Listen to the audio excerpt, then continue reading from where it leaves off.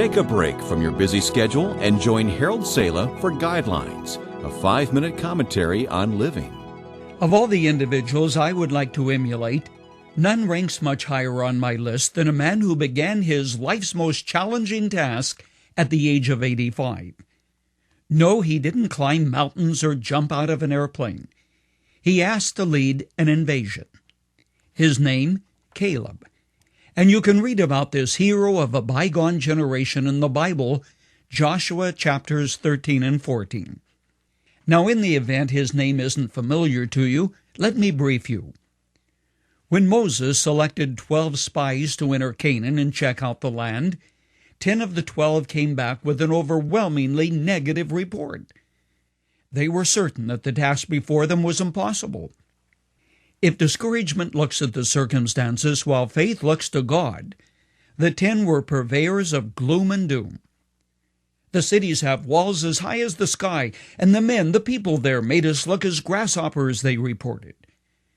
2 of the others, Caleb and his partner Joshua, said, "Yes, we saw the same thing, but God will surely give it to us." God disdained the negativism of the 10 who spurned his promise to give them the land. And in judgment, God said that Israel would not cross the Jordan and take the land until these 10 had died. Though we can't say for sure, it's quite probable that Joshua and Caleb were pallbearers, at least for some of the 10. One by one, they died, and eventually all were gone but Joshua, who succeeded Moses, and Caleb.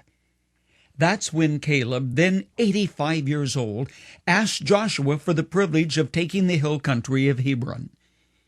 He tells Joshua that when he earlier had checked out the land, he gave a report according to my convictions, to use his words.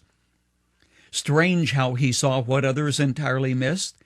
Then he added, "I followed the Lord my God wholeheartedly." What a man! Caleb was not so much a visionary as he was a man of simple faith. He had what Martin Luther described as a lively, reckless confidence in God. Elton Trueblood spoke of faith as trust without reservation, rather than belief without proof. Discouragement always focuses on circumstances. Faith focuses on the promises of God, assured that his nature and character will back up the promise. It was the same attitude that Abraham had when God promised him a son at the time when most men are thinking of anything but converting a storeroom into a nursery. At age 85, Caleb asked to lead the assault in taking one of the most difficult areas in all of Canaan.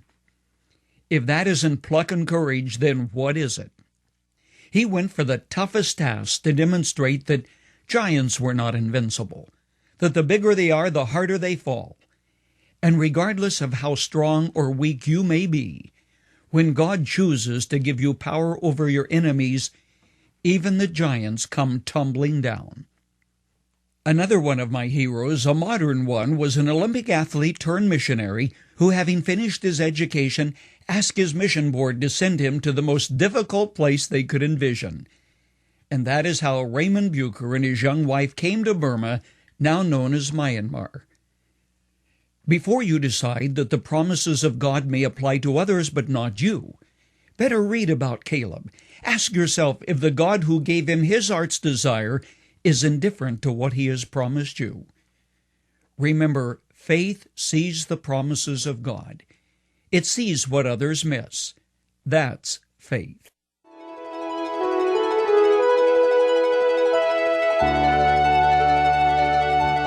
You've just heard Dr. Harold Sala with Guidelines, a 5-minute commentary on living. If you would like to listen to the program again, download a copy, subscribe to our e-commentary, or view other resources, visit guidelines.org. We would like to hear from you too. You can email us at info@guidelines.org. That's info@guidelines.org. Thanks for listening, and we invite you to join us again for the next edition of Guidelines.